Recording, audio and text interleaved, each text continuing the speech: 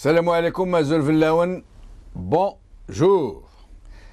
Hier, je naviguais sur le net, comme on dit, et j'ai visité, comme je visite habituellement, le site du MAOL, Mouvement algérien des officiers libres.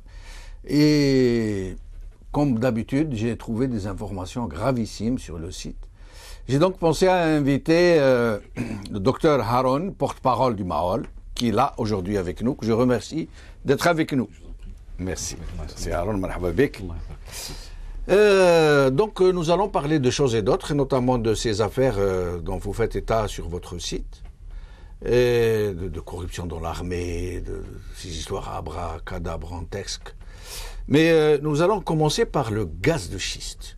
J'aimerais avoir votre avis. Je sais que vous êtes un homme très renseigné, qui suivez de très près ce genre de situation, et je sais que vous êtes très bien informé par vos amis qui sont encore là-bas, au sein de l'armée algérienne, parce que l'armée algérienne n'est pas composée que de pillards et de voleurs, il y a aussi des hommes d'honneur, que nous saluons par la même occasion.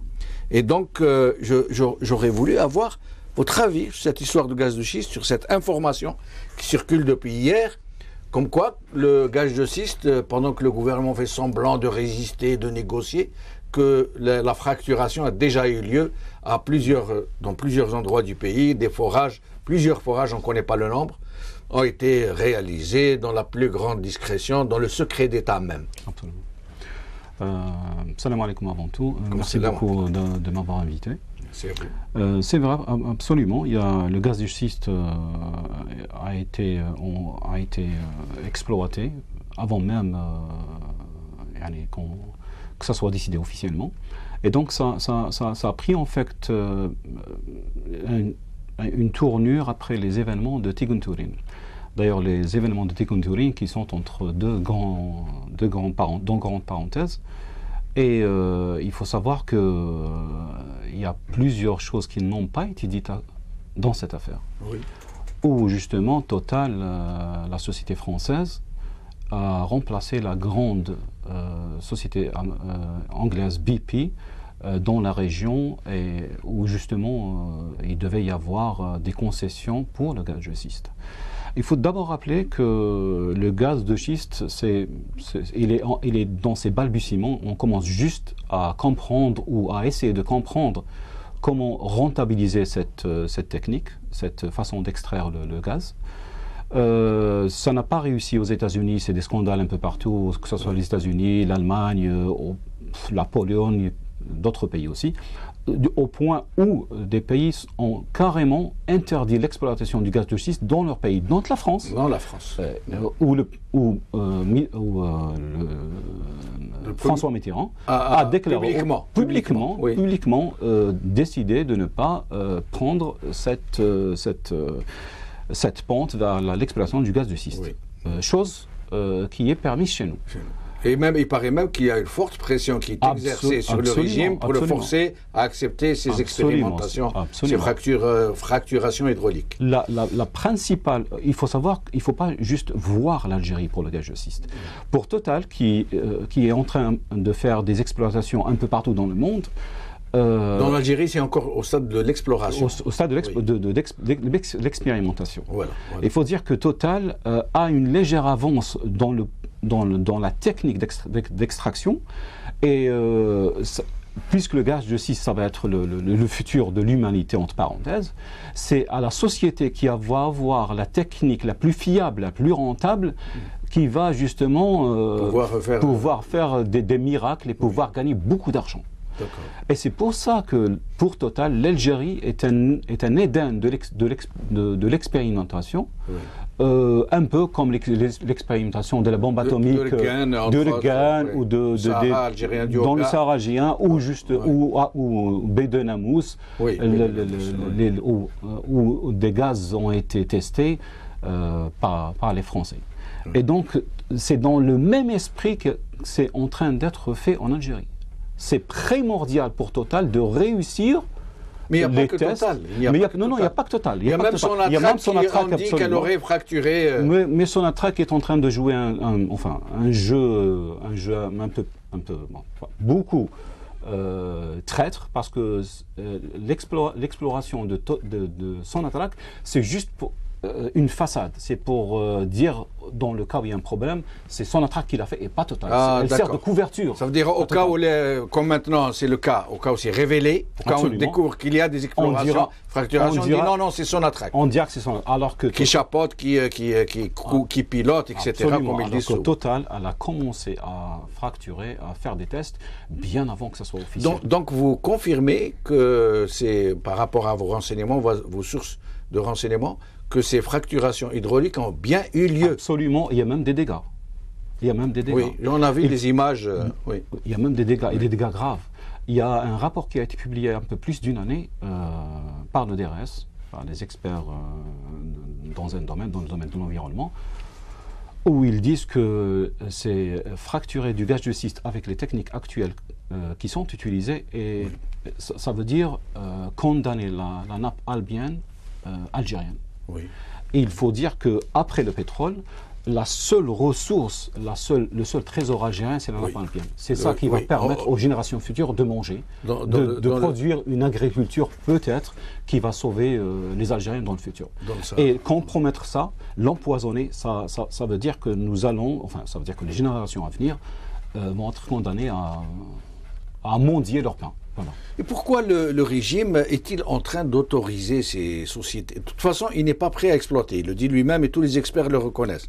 Ils disent, de toutes les façons, l'exploitation ne peut pas avoir lieu avant 6-7 ans au moins, si ce n'est pas 10-15 ans. Absolument. Donc, pourquoi autorise-t-il ces fracturations expérimentales qui génèrent tant de périls, tant de menaces sur nos ressources naturelles, alors que en fait ça ne va pas lui rapporter à court terme, ça ne va pas boucher les trous de la baisse des pétroles. C'est parce que le centre de décision n'est pas à Alger, il est à Paris. Dans les recherches sur le gaz, il y avait il faut savoir, bon, je vais être un peu technique, il y avait deux branches. Il y avait la branche de l'hydrométhane qu'ils ont essayé d'exploiter, mais qui n'a pas tellement réussi, et il y a la branche du gaz de schiste. Et c'est la branche du gaz de schiste qui a été justement privilégiée à cause des potentialités qu'il y a surtout en Algérie. Mais quand vous dites... la pression qu'ont subi certains hommes d'honneur pour signer des papiers est énorme. Il y en a même qui ont été obligés de démissionner. Et c'est Saïd Bouteflika qui chapeaute le tout. Alors, quand vous dites cercle de décision se trouve ailleurs, il est à Paris, il est en France. Absolument. Oui. Et vous dites Saïd Bouteflika. Depuis le Val-de-Grâce, depuis la fameuse réunion du Val-de-Grâce, depuis la tenue du Conseil du gouvernement minorisé au Val-de-Grâce, c'est à Paris que... Alors là, on va vous demander de nous expliquer, parce que, et j'aimerais que vous nous expliquiez dans le détail, qu'est-ce que vous entendez par là?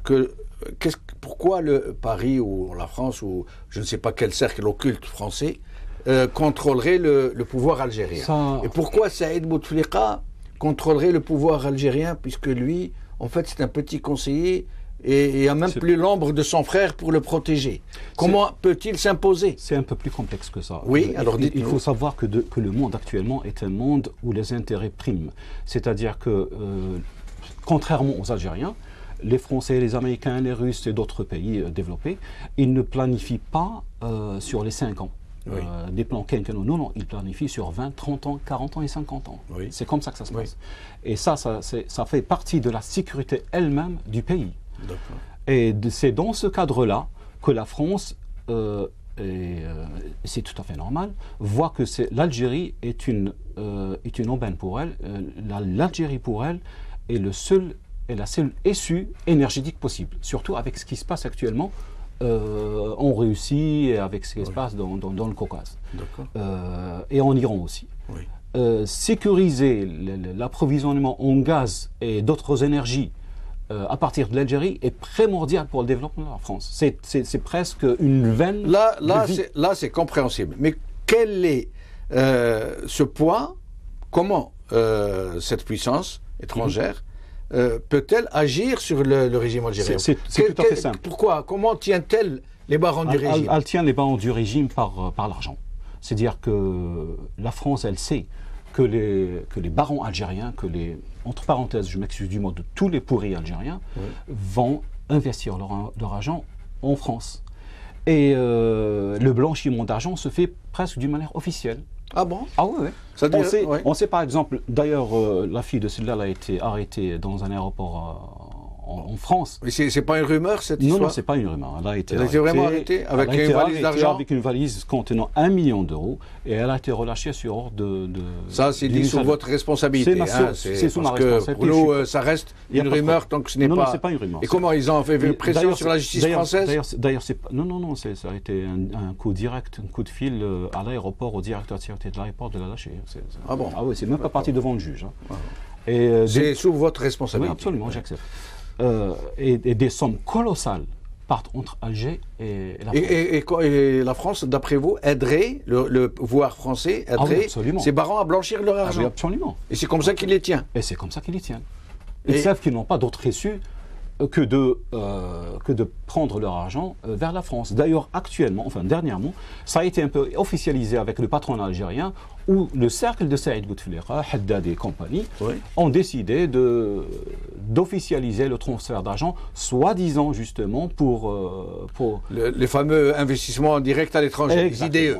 Alors qu'on lit dans les journaux, ça c'est ouvert à tout le monde, que des gens crapuleux importent de la terre, des rocs. De la surfacturation, des importateurs, pourquoi ils font sortir l'argent. Pourvu que l'argent sorte de l'Algérie. Et maintenant, ils vont sortir officiellement par la banque. Absolument, absolument. Il y a aussi le scandale HSBC. HSBC, oui. Où le nom de Haddad y est, ou beaucoup de noms, Khaled Nzar, il y a beaucoup de noms. Il y a beaucoup de noms. Vous êtes sûr de ce que vous dites? Que Khaled Nzar, Khaled Nzar y est, Haddad et d'autres patrons aussi. Ah bon? D'accord. Et des grandes sommes? Des grandes sommes, des dizaines de millions d'euros. Mais j'avoue que c'est un peu difficile à avaler qu'un État comme la France, qui se dit État de droit, une république qui a des institutions qui vraiment reposent, qui est fondée sur une vieille démocratie, on arrive à cohabiter avec de tels voyous, à protéger leur rapine, et plus que ça, à les aider à blanchir leur argent juste pour les tenir et pour pouvoir disposer de tout un pays. Écoutez, je vous rappelle juste le réseau FOCAR. La France-Afrique. Oui. C'est fini. Oui, en effet. Omar Bongo et tout. Oui. Exact. C'est ce qui se faisait, c'est pas nouveau. C'est ce qui se faisait, en effet. Mais je pensais que l'Algérie, je ne sais pas, peut-être par naïveté, je pensais que c'était un peu différent. Non, peut-être parce que dans votre esprit, l'Algérien n'accepte pas la corruption, l'Algérien est pur. Non, ça c'est plus maintenant. C'est plus grave, en effet. Depuis que Bouteflika est venu, l'Algérie a changé, l'Algérien a changé, les valeurs ont changé et tout a changé. C'est incroyable. Ça veut dire une telle situation, on discute à un bâton rompu comme ça. Une telle situation nécessite des complicités, mais générales, des journalistes, des intellectuels, des clercs de l'État, des grands commis de l'État. Ça nécessite tellement de complices qu'on se demande comment ça ne pète pas, comment l'information ne filtre pas. Il y a beaucoup d'argent, c'est normal. Quand il y a beaucoup d'argent, il y a beaucoup d'intérêts. La France, elle a besoin de cet argent parce qu'elle a besoin de liquidité. Vaut mieux que ça soit en France, que ça soit aux États-Unis ou que ça soit ailleurs. Absolument. À la limite, on ne peut pas l'en plaindre. Les Français savent très bien ce qui se passe du moment que cet argent va sortir. Vaut mieux qu'il sorte chez elle. À la limite, on ne peut pas l'en blâmer, l'agir dans l'intérêt de son pays. Exactement. Ils ont un problème de chômage, ils ont un problème des problèmes sociaux, ils ont plein de problèmes qu'ils résolvent avec l'argent. Et ils trouvent Alibaba et les 40 voleurs qui viennent planquer leur argent chez eux, donc ils ne vont pas dire non. Absolument. Le Saadani, il achète avec son argent dans le 16e, il n'y a pas que Saadani. Mais moi, cette histoire de Saadani, elle m'a sidéré. Ça veut dire, le secrétaire général du parti FLN, c'est hautement symbolique, un parti FLN. Dont la vie est à Londres, une autre fille est à Paris, son fils est à Paris, il a des biens à Paris, il a un titre de séjour de travailleur immigré, et c'est le secrétaire général du parti qui fait des fameux discours anticolonialistes son fonds de commerce. Et ils sont là-bas. C'est normal, comme disait Abdelhamid Mahri, nous sommes dans la période de la pourriture. Et la pourriture, elle a ses gens. Voilà, c'est comme ça. C'est le système Bouteflika. Oui. Et ce qui fait d'autant plus mal, c'est qu'on a parlé de ça, c'est qu'on a averti les Algériens. On leur a dit Bouteflika est revenu pour faire revenir le Hamas. Et actuellement, des Algériens sont devenus des Hamas. Oui. C'est un peuple qui est là pour la figuration. C'est un peuple qui est en train de voir un pays, qui est en train de... Pendant que les autres volent en plein jour, pendant que les Algériens sont en train de mourir comme des chiens, je m'excuse pour le mot, dans les hôpitaux, pendant que les Algériens meurent de froid, pendant que les Algériens ne savent pas comment éduquer leurs enfants, pendant que l'éducation, c'est un chaos total, il n'y a pas de morale, c'est un échec absolument cuisant. Oui, totalement. C'est une catastrophe. Oui.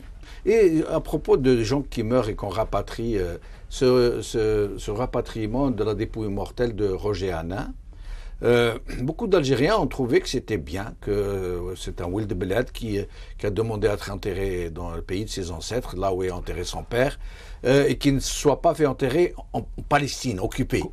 Mais là où les gens ont été dérangés, c'est contre Bouteflika, ou ceux qui parlent en son nom, ont proposé ce fameux avion présidentiel. Oui, c'est vrai.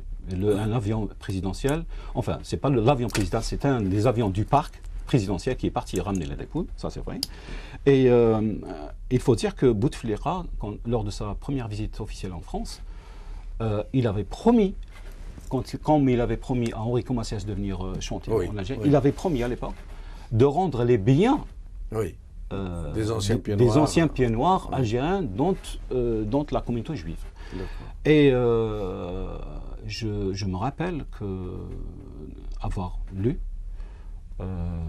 Qasdim Rabah, vers la fin des années 77, avait pris un rapport brûlant à Boumediene pour lui dire voilà, nous avons de grosses suspicions autour de Bouteflika. On croit qu'il a été pris en charge par le Mossad. Approché, comme on dit. Approché par le Mossad. Il a été recruté par le Mossad. Et à l'époque, déjà, le jeune Bouteflika, qui faisait la fête presque toutes les nuits, faisait la fête dans un cabaret qui est à Bouzria, qui s'appelle Dar al-Alia. Et il était un intime du propriétaire de ce cabaret. Le propriétaire de ce cabaret n'est autre que Marcel Belaiche. Oui. Marcel Belaiche à l'époque, voilà, qu'on voit. Vous en avez parlé absolument. Tout à l'heure, voilà. Marcel Belaiche, qui est de confession juive, qui était le président du Conseil juif nord-africain, et qui était député en 1953, cette photo elle est de 1953, qui était député à Alger. Oui. Et donc, il était un intime de ce personnage, que la sécurité militaire à l'époque avait mis à l'index comme étant le représentant non officiel du Mossad en Algérie. Ah bon. Vous m'en direz tant. D'autres éléments ont été rapportés au dossier. Bon, on ne peut pas en parler parce que c'est un dossier assez gros. Oui. Mais tout ça, c'est pour dire que l'affinité de Bouteflika avec le Mossad, le Mossad sioniste n'est pas d'aujourd'hui. Et donc, ce qui m'étonnerait, moi, mais aujourd'hui, il est débranché, il est déconnecté. D'ailleurs, peu de gens... Quand on parle de Bouteflika, on parle maintenant de la famille Bouteflika. C'est Saïd Bouteflika, c'est Haddad, c'est la famille Bouteflika. Haddad, vous considérez que c'est un membre de la famille? Ah oui, bien sûr. Ah bon, et pourquoi, dites-moi? Parce que Haddad, c'est le porte-monnaie de Bouteflika. C'est Haddad, un petit voyou du rien du tout, qui a été fait de rien du tout par... Un petit voyou, je vous laisse encore la responsabilité, la paternité du mot.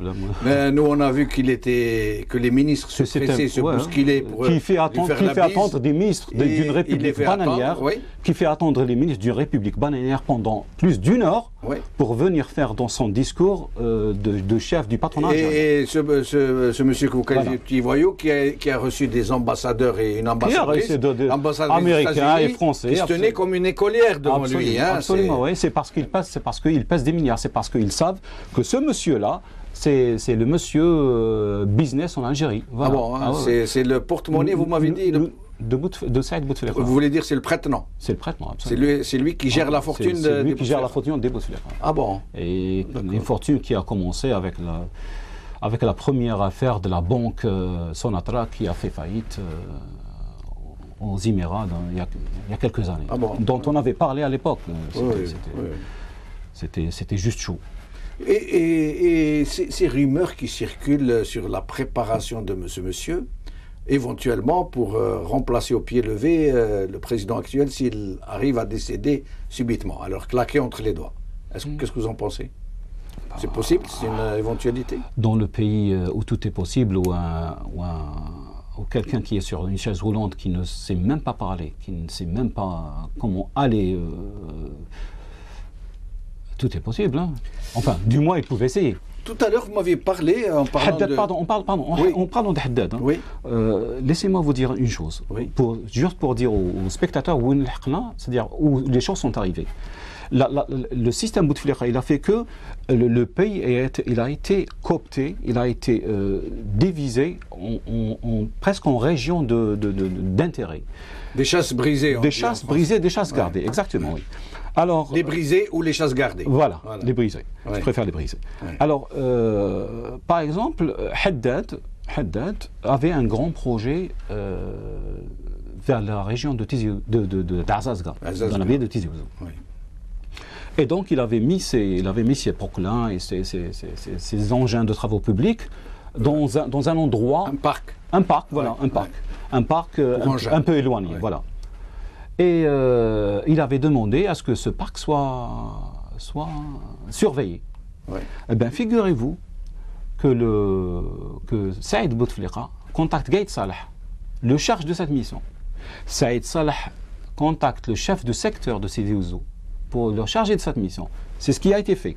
Sauf que ça s'est passé en avril 2011. Sauf que c'est Junoud, Allah yarhamhum, qui ont été partis le fameux coup contre les 15 ou 16, 17 à peu près 17 soldats d'Azazga. Voilà, vers la fin, c'était 17 qui étaient décédés, plus les blessés. Donc, voilà.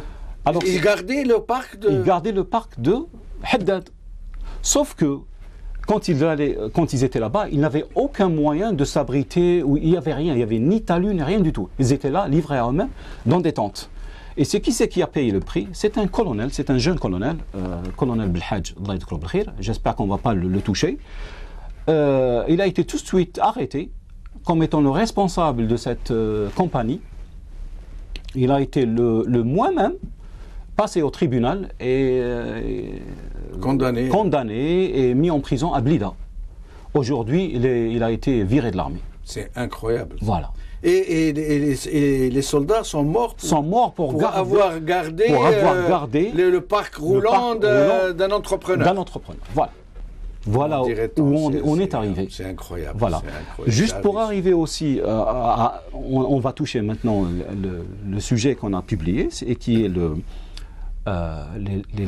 les chasses gardées ou brisées, comme vous avez dit, oui. Des affaires dans l'armée. Oui. Le même Gaïd Salah n'hésite même pas, n'a pas hésité à faire manger aux Junoud algériens de la viande venue d'Inde. Alors cette viande, c'est un... Pas qu'aux Junoud, même les Algériens, pendant le carême, ils en ont bouffé de la vache. Non, mais là, c'est quand même gros. Pourquoi ? C'est parce que cette viande qui est importée avec un prête-nom, avec quelqu'un qui leur sert de tremplin, oui. Il leur importe de la viande. D'ailleurs, les papiers sont là. Et il importe pour plusieurs millions de dollars de viande d'Inde. Cette viande, quand elle arrive en Algérie, elle est prise par l'armée, non pas comme étant de la viande de l'Inde, mais comme de la viande algérienne. Et facturée à l'armée algérienne 5 fois le prix. Ce même énergument qui a rapporté de la viande pour l'armée algérienne, il a rapporté du lait frelaté que les Junoud et les familles des militaires algériens ont consommé. Voilà où on est arrivé. Pour quel montant environ ? Il y a plusieurs millions de dollars qui ont été investis. À chaque fois, c'est à peu près 1,3, dans chaque transaction.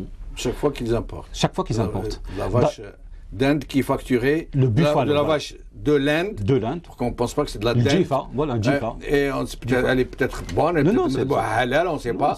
Mais elle est vendue en tant que vache algérienne. Enfin, que bœuf ou veau algérien. Voilà. Et facturée 5 fois le prix d'acquisition. Pour l'armée. Je parle bien de l'armée. Je parle bien de ce qui se passe dans l'armée. Oui, j'imagine que la plupart des généraux-majors qui sont milliardaires, qui ne sont pas milliardaires. Ça n'a pas plu du ciel. Hein, non. Pour les généraux algériens, enfin, le cercle des privilégiés, ils mangent le khorof de l'Jelfa. Ah oui, mais à leurs soldats, ils refilent la viande ceci, ou ils apportent des couvertures qui facturent 5 fois. Il faut rendre hommage au premier qui a arrêté ce bonhomme. C'est le général Shafiq, qui a été viré. Oui. Et c'est lui qui était derrière l'affaire, qui était chef de la brigade économique. Et il a été. Et lui, qu'est-ce qu'il devient, général Shafiq? Il a été remercié. Lui aussi. À cause, entre autres, de cette affaire. Et dans cette affaire, c'est Gaïd Salah lui-même qui a intervenu pour qu'on libère tout de suite ce bonhomme-là, Rabah, qui s'appelle Rabah Tisselman. Pourquoi vous ne lancez pas un journal carrément, vous nous racontez toutes ces histoires? C'est pas notre vocation. Notre vocation, c'est de alerter, défendre le pays, la patrie. On n'a pas le temps, pour être honnête avec vous. On n'a pas le temps de lancer un journal. Restez avec nous, nous allons observer un petit intermède et nous revenons tout de suite.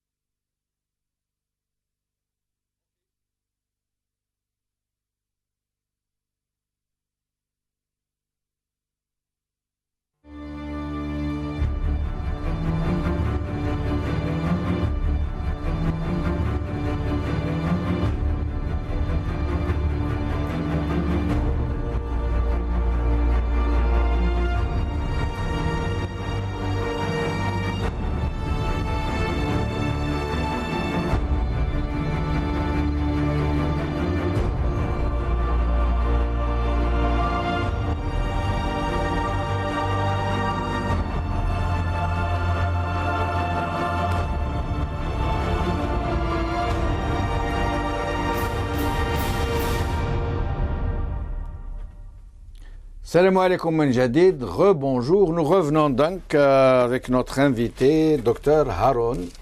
Je vous laisse peut-être poursuivre là où nous en étions au sujet de la gabegie qui règne au sein de l'armée. Oui, on a parlé justement de ce personnage qui a été arrêté par les services du général Shafiq. Et donc, il a été libéré par Gaïd Salah. Ce même personnage, le 28 septembre passé, 2014, il a été pour demander un visa au consulat de France à Alger. Oui. Il a été reçu lors de son interview par quelqu'un certainement qui dépend de la DGSE. Et il lui a posé juste 2 questions. Je veux avoir la liste des officiers supérieurs qui viennent vous servir chez vous. Parce qu'il faut savoir que ce personnage-là, il reçoit à Rouiba, chez lui, des colonels qui viennent prendre leur part du gâteau. Shkara. Shkara, exactement. Oui, mais Ce qui est extraordinaire. Docteur Haroun, comment avez-vous pu avoir cette information? À partir du moment où ce monsieur il est seul avec l'officier qu'il a reçu au consulat, comment vous avez pu... Il a eu l'indélicatesse, justement de se plaindre à un des officiers.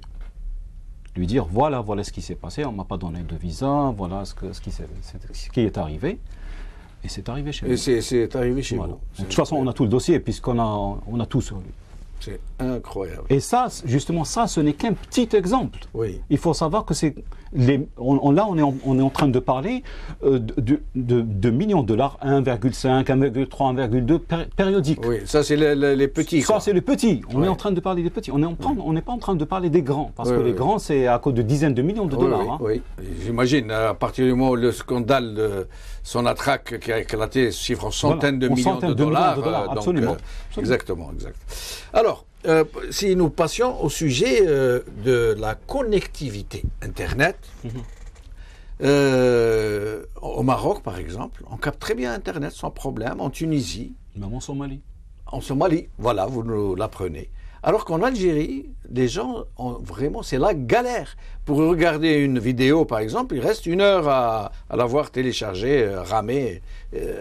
Selon vous, c'est fait exprès? C'est fait exprès, c'est une décision de la présidence.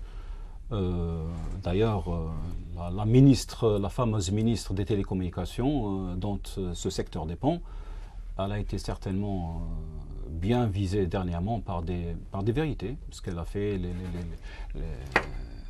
la corruption qui lui a permis d'acheter des villas aux États-Unis et ainsi de suite. Et malheureusement, dont le mari est un ancien des services, et même malheureusement, qui est un pourri, parmi les pourris. Et ce service, justement, le service de la présidence a exigé de faire le maximum pour couper les moyens de communication entre Algériens à cause des printemps arabes. Et c'est comme ça, justement, que le débit de flot Internet a été réduit au strict minimum. Il faut dire que les centres d'écoute sont passés au service de Saïd Bouteflika depuis l'affaire de Sonatrach. Vous voulez dire les centres d'écoute du DRS? Du DRS, oui. D'accord. Il y avait un projet de construire un centre d'écoute à Tlemcen qui est normalement mis en éveil, mais entre-temps, ils ont repris tout ce qui était au DRS. Et il faut savoir que dans le temps, le DRS avait demandé, il y a quelques années, du matériel dans le cadre du grand plan de restructuration des moyens de l'armée à une société allemande qui s'appelle TKMS. D'accord. TKMS. Cette société, elle a même fourni une frégate à l'armée algérienne, le Miko 200, qui a été livrée en 2013. Cette société, justement, les Algériens l'ont approché pour leur fournir du matériel spécifique pour surveiller Skype, surveiller Instagram, Viber, tous les réseaux sociaux, pour pouvoir filtrer en real time, en temps réel, ce qui se passe sur les réseaux. Et à l'époque, ils avaient Vous allez faire peur à nos téléspectateurs, ils ne vont plus communiquer par Skype, par Viber. Non, ça, il faudrait qu'ils le sachent. D'accord.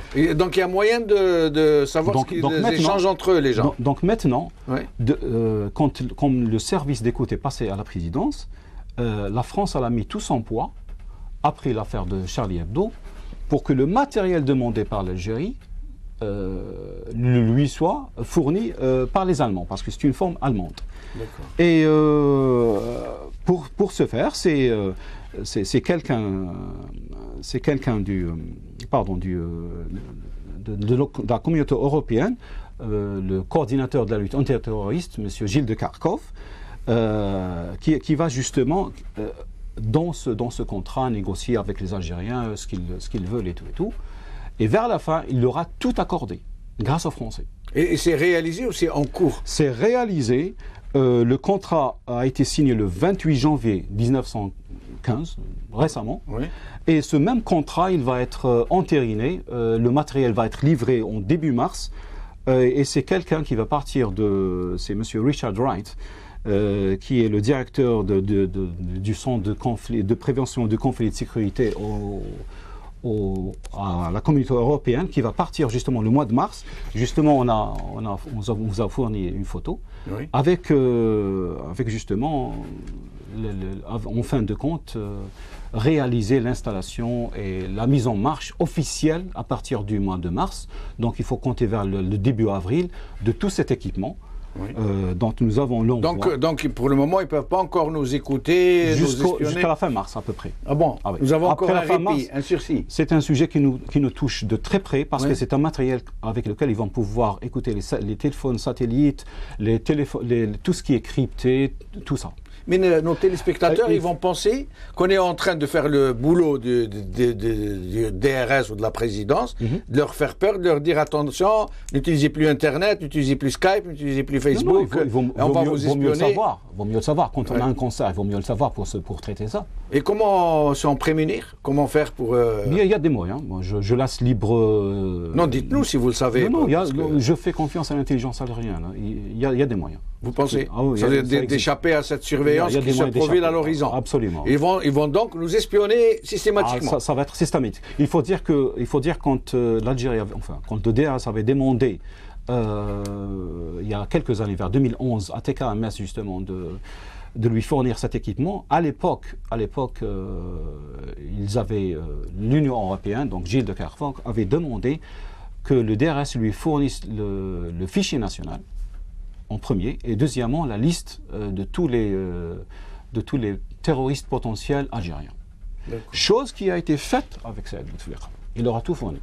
Le fichier national et tous ceux qui ont été ou qui sont mis dans l'index du terrorisme en Algérie. Même suspectés à tort. Même suspectés à tort, oui. Voilà. Grâce à Saïd Bouteflika. Mais là, vous êtes en train de brandir une menace énormissime.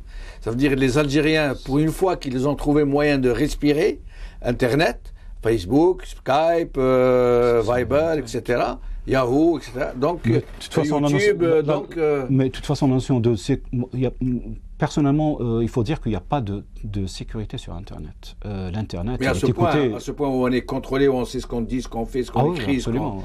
Là, ça craint, parce que beaucoup d'Algériens ne se sentent libres que parce qu'ils se savent à l'abri. Et si demain ils savent qu'ils sont espionnés, ils ne vont plus s'exprimer. Il faut dire que la sécurité de l'Algérie, de la sécurité de l'Algérie dépend de la sécurité de la France. C'est le premier porte-feu. Oui. C'est la frontière extérieure. Absolument. C'est le porte-feu. Oui. C'est l'une des frontières extérieures du moins. Du moins, exactement. Oui. C'est le porte-feu de la France. La dernière fois, beaucoup, quand vous étiez passé avec moi dans cet endroit même, vous aviez prononcé une sentence qui a eu des retours incroyables. Ça a provoqué des retours extraordinaires de la part de nos téléspectateurs. Comme vous avez dit, il n'y a pas de solution politique. Alors, d'abord, je vous rappelle que l'opposition algérienne, qui est active politiquement, a appelé à une méga manifestation, marche ou rassemblement, pour le 24 février, contre le gaz de schiste et pour le recouvrement de la souveraineté nationale. Donc vous êtes en train de dire non, il n'y a pas de solution politique possible. D'abord, est-ce que vous maintenez toujours ce que vous avez dit? Que pensez-vous de cette manifestation du 24 février? Et quelle est, selon vous, la solution qui existe, puisqu'il n'y a pas de solution politique? Je crois qu'il faut avoir le courage, premièrement, la décence, deuxièmement, de dire les choses aux Algériens, quel que soit le prix. Rajel. C'est comme ça qu'on a été élevé. Il n'y a pas de solution politique en Algérie. Toute l'opposition qui est en train de gesticuler ne fait que le jeu du pouvoir. C'est une Mais ils appellent à une manifestation. Ils peuvent appeler. Ici demain, les Algériens sortent. Ils peuvent appeler à manifester maintenant le droit. Ici, les Algériens sortent. C'est pas un problème. Manifester pour le pouvoir, c'est pas un problème. Non, mais s'ils sortent, ils expriment une vraie contestation politique. Même la police, elle a protesté. Oui, mais la police, c'est autre chose. C'est un complot. Celle-là, c'est un coup d'un clan contre un autre. C'est dans le même ordre, justement. C'est dans le même ordre. C'est une grande. C'est une grande. Moi, je regrette, je ne peux pas être d'accord avec vous parce que je connais certains des politiciens qui ont appelé à cette marche. C'est des gens intègres. C'est des gens qui ne font pas le jeu des partis, des clans du pouvoir. On ne prend pas les choses individuellement. On est en train de parler d'une opposition dans sa globalité. D'accord. Quand on parle de personnes, c'est vrai qu'il y a des hommes, il y a des gens qui sont honnêtes, il y a des gens qui aiment le bled, mais quand vous me parlez de Benflis qui va changer ou de je ne sais pas, du FFS qui est actuellement dans les bras du... Benflis a été dans le régime, par exemple, maintenant il est dans l'opposition. Non, toute cette opposition qui est en train d'être nourrie par le pouvoir ne fera rien du tout. Et puis d'abord, je ne suis pas d'accord, ils ne sont pas vraiment nourris par le pouvoir. Les Algériens honnêtes, les gens que vous venez de citer du moins, ont perdu toute confiance avec cette opposition. Parce qu'il n'y a rien. Là, peut-être que je serais d'accord avec vous. Il y a parce qu'ils n'arrivent pas à rassembler réellement. Il y a une perte de confiance incroyable. Ce qui est sûr actuellement. Ils ne croient pas en tous les politiciens. Ils ne croient pas en tous les politiciens. Quels qu'ils soient. C'est de la parlotte. D'accord. C'est malheureux de mettre tout le monde dans le même casier, je crois. C'est ça. Ça n'a rien de personnel. C'est uniquement, on parle de l'opposition en général. On ne parle pas d'individus, on parle d'une opposition. Donc, pour vous, vous persistez, il n'y a pas de solution politique en Algérie. Et quel est, selon vous... L'état de l'Algérie actuellement ressemble beaucoup à l'état de l'Algérie vers la fin des années 40. D'accord. Vers la fin des années 40. Et il faut dire deux cas. Et il faut le dire avec courage, avec lucidité, que la seule solution possible, c'est d'évincer, quel que soit le prix, quels que soient les moyens, quoi qu'il en coûte, cette vermine de Saïd Bouflika et de tous les véreux qui ont vendu l'Algérie. L'Algérie n'a plus d'honneur, l'Algérie n'a plus d'argent, l'Algérie a été assez humiliée, assez battue, assez violée par ces gens qui n'ont aucune considération. Et la solution que vous préconisez, comment vous appelez à liquider, vous voulez dire à tuer, à massacrer, je vais être franc avec vous. À revenir dans les années de carnage. Je vais être franc avec vous. Oui. Le Maol a toujours condamné la violence. Et nous avons toujours dit non, ce n'est pas par la violence qu'on va prendre le pouvoir, ce n'est pas par la violence qu'on va changer. Voilà. Nous avons beaucoup de problèmes. Beaucoup de problèmes à retenir, certains. Oui. Certains, vous voulez dire certains parmi les forces armées? Certains parmi les forces armées, oui. D'accord. Parce qu'il faut dire que c'est arrivé à un point de non-retour. C'est une question d'honneur, c'est une question de devenir des générations qui ne sont même pas nées. Et donc, si l'Algérie n'est pas sauvée à temps, tout est parti. Elle va mourir. Nous allons partir vers un feu, nous allons partir vers un enfer, quel que soit le prix. Donc, vaut mieux en fait donner le coup de grâce à ce système. Oui, mais encore, qu'est-ce que vous préconisez au juste pour que les gens comprennent? J'appelle tous les libres de l'Algérie à justement à encourager les gens libres de l'armée, les gens intègres de l'armée. Ça veut dire vous appelez un coup d'État en clair? Non, c'est pas un coup d'État, c'est un retour juste des choses. Il faut sauver l'Algérie, quel que soit X. D'accord. Et quel que soit le prix. Mais ça ne vous rappelle pas quelque chose sur ce révolutionnaire, les gens qui font des coups d'État au nom, soi-disant, de l'utilité pour la nation, pour sauver le pays, et qui après récupèrent tout le pouvoir et se le gardent pour eux, et puis ils ne le lâchent plus. Oui, c'est vrai. Est-ce que si demain il y a un coup d'État, on ne va pas remplacer Hajj al-Khadar par al-Khadar al-Hajj? Vous avez tout à fait raison. Oui. Mais je vous dis une chose aussi. Ok, imaginez que quelqu'un a le cancer. Vous lui dites, ok, il y a un traitement, on ne sait pas ce qu'il va donner, c'est un traitement qu'on va essayer, peut-être que vous allez guérir. Est-ce qu'il le prendra ou pas? Oui. On est à ce stade. On est à ce stade. Mais quel que soit X, je préfère un dictateur qui garde le nom de l'Algérie qu'un clan de Bouteflika qui nous a vendus. L'Algérie n'a plus d'honneur. رجال خلاصو.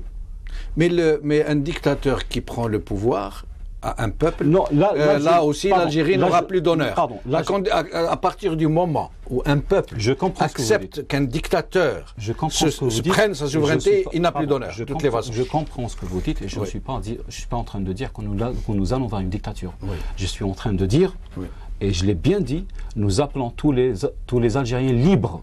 Oui. Les intellectuels, les Algériens qui ont un honneur, les Algériens qui ne veulent plus que l'Algérie soit l'Algérie de Sellel qui va en France avec 16 ministres, ok, Oui. et qui est reçu par un chambette de l'APN française. L'affaire Le Guen. L'affaire Le Guen, oui. Ouais. Et qui suit le Guen, et toute cette délégation qui suit Le Guen comme des toutous. Oui, c'est vrai. Cette Algérie, on n'en veut pas. On l'a passé dans cette On émission. n'en veut pas et on ne veut pas la voir. Ça nous fait mal. On a été assez humiliés. Oui, mais docteur Maintenant, Haroun. s'il faut arriver au pire pour sauver l'Algérie, j'assume. On arrive au pire. Oui, mais docteur docteur Haroun, d'abord, il y a cette porte que vous venez de citer du pire, qu'on peut entrebâiller, ouvrir carrément, mais de se retrouver dans pleine violence. Elle va être mais ouverte. Attendez, une violence qui ne sera pas contrôlée, parce que rien ne dit que ces hommes d'honneur dont vous parlez, dont on sait qu'ils existent au sein de l'armée, rien ne vous dit qu'ils sont majoritaires, d'abord. Et rien ne dit que si demain ils prennent le pouvoir, ils ne soient pas tentés de le garder. Écoutez, quels sont je peux vous assurer une chose. Les gardes je peux vous assurer une chose. Oui. Que Ilar Bikteb, ils ne garderont pas le pouvoir. Comment par Khatem Sidna Soliman? Non, c'est pas par Khatem Sidna Soliman. C'est parce que c'est quelque chose qui ne peut pas se faire techniquement. Même vis-à-vis de l'opinion. Ça ne peut pas se faire. C'est pour ça que je dis qu'il faudrait un élan. Il faudrait que ça soit le peuple algérien, militaire et civil. Donc déjà, c'est une solution politique. Si les civils entrent dans la dynamique, déjà ce n'est plus un putsch, ce n'est plus un coup d'État. On parle de politique quand il y a des partis politiques. Là, on est en train de parler d'une entreprise citoyenne, d'une entreprise patriote. Oui. Je parle des patriotes. Et donc, j'appelle tous les patriotes algériens, qu'ils soient militaires ou civils, de marcher dans ce sens.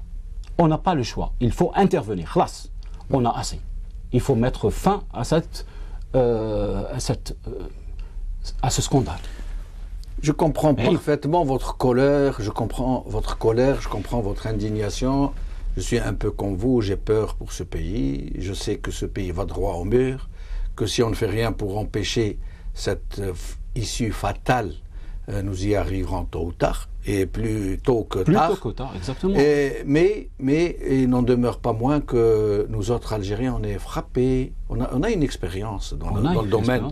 En 62, l'armée des frontières, quand elle a pris le pouvoir par la force des armes, quand elle a volé d'entre les mains du peuple, d'entre les mains des vrais moudjahidines qui étaient à l'intérieur. Grâce à la France. Grâce à la France. Quand l'armée des frontières a pris le pouvoir, elle l'a pris au nom de grands idéaux révolutionnaires, etc.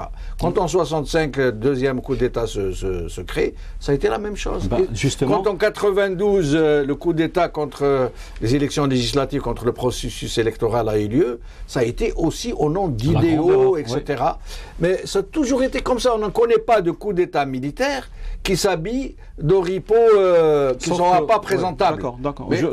Je comprends ce que vous dites. Alors, le meilleur moyen... Sauf que depuis 62, depuis 53 ans, les gens qui sont à la tête de l'armée, c'est des sous-fifres de la France. Il faut le dire. Je n'en doute pas. Mais pourquoi fermer la porte de la solution politique? Il n'y a pas de solution politique. J'aimerais bien qu'il y ait une solution politique. J'aimerais bien que demain, il y ait un parti qui gagne des élections. Le jeu est verrouillé. Il faut savoir, il faut le comprendre. La pourriture qui est en train de gérer le pays, c'est pas les gens honnêtes. C'est les gens qui ont de l'argent sale. C'est les tlibas, c'est les haddad, c'est tous les hillab, comme on les appelle actuellement, qui sont en train de gérer le pays. La manière de gérer un pays a changé. C'est plus les politiques. C'est les intérêts, c'est l'argent sale qui est en train de gérer le pays. Et donc cet argent sale qui a tout un pays, il a besoin de se protéger. Donc ces gens-là se protègent. Pour se protéger, ils ne se protègent pas uniquement avec les Algériens. Ils savent que la sécurité de leurs biens, de leur argent n'est pas en Algérie. Et donc c'est pour ça qu'ils se sont alliés avec les Français, avec Bajolé, avec tout un service, avec des traîtres, avec des harkis. C'est pour ça qu'on est en train de voir ce qu'on voit actuellement. C'est pour ça que les Algériens sont en train de mourir dans les hôpitaux. Et c'est pour ça qu'il n'y a pas de solution politique. Et je le redis encore, il n'y a pas de solution politique. Il faut avoir le courage de le dire. Il n'y a pas de solution politique. Tout le monde le sait, mais personne ne le dit. Il n'y a pas de solution politique. Ben, vous le dites et vous le dites très fort. Cette émission arrive maintenant à son terme. Je remercie le Dr Haroun de nous avoir accompagnés, de nous avoir parlé avec son cœur. Il faut avoir le minimum de décence. Oui. Pour rendre honneur l'imam al-Blad, Allah yarhamah, Allah yarhamah. il ne faut jamais oublier ça. Les Américains n'oublient jamais ceux qui sont morts pour la révolution américaine. Pourquoi on oublie? Pourquoi on oublie que l'Algérien était raciste? Nous, on n'a pas seulement oublié, on les insulte. On les a insultés, on les a trahis. C'est ce qu'il faut dire, on les a trahis. Bien. Je vous remercie. Salam alaikum, khawa la khair, bislama.